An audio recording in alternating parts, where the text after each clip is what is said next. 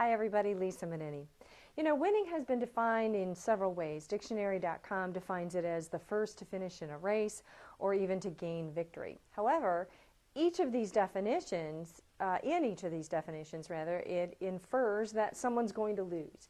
Well, if you apply that same win-lose mindset to the sales process, you'll end up trying to push or even persuade your prospect. And the push sales creates a situation where your customer develops later on buyer's remorse, returns the product, or you end up spending a whole lot of more time with them trying to satisfy them. The key really is to create win-win relationships. And as the supplier of a service or a product, you want happy customers. Why? Because happy customers tell other people about your products or services and also are repeat customers. To create win-win relationships, it's important to understand how you and others communicate. At the heart of communication is how you are naturally wired. Your natural wiring has been with you since birth and emerges at 1.5 to 2 years old. And it stays with you your entire lifetime. Unfortunately, most business professionals do nothing to understand it at a level where it changes their results. Yet, the beauty of understanding your innate wiring is that it's your nature, how you are naturally wired, while your behavior is more about nurture, all the things that have impacted you, like your environment, your education, your life experiences, even your responsibilities. When you understand your natural wiring and notice that wiring in others, you'll create winning relationships. Relationship building often depends on getting off on the right foot, right? And one way to connect with others is being able to quickly recognize how others process thought. And when you know this, it will increase your ability to communicate successfully with others, creating a win-win scenario. Everybody talks and everybody thinks, but there's a part of your wiring that will tell you how you crystallize or process thought.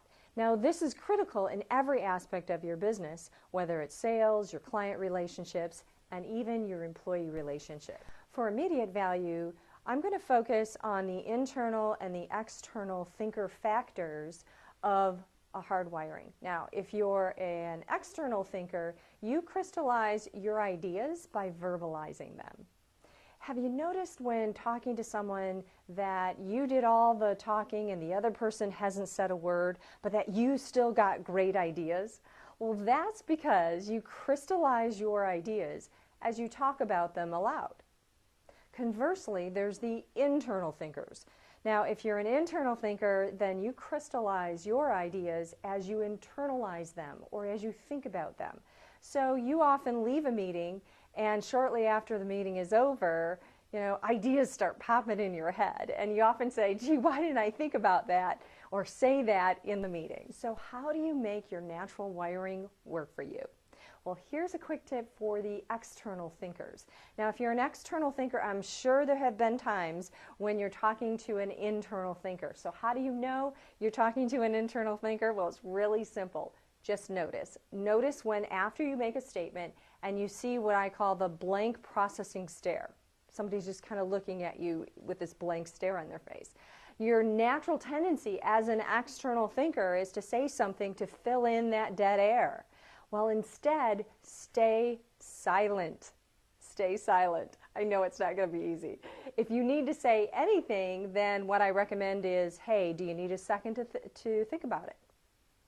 Very simple. This gives an internal thinker time to process internally what you've just said aloud.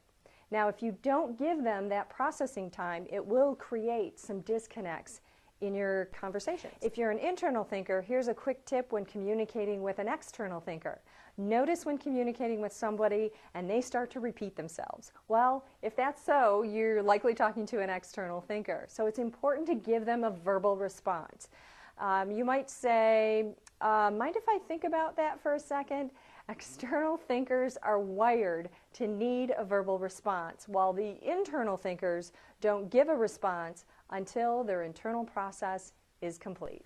Can you see how just this one feature of your natural hardwiring can impact your sales, your client relationships, even your employee relationships. If you're inspired to take a deeper dive and learn more about your natural hardwiring, then join me for my Wired to Win program series coming up in June. Information and a link is below. See you there, and until next week, create a great life. Bye now.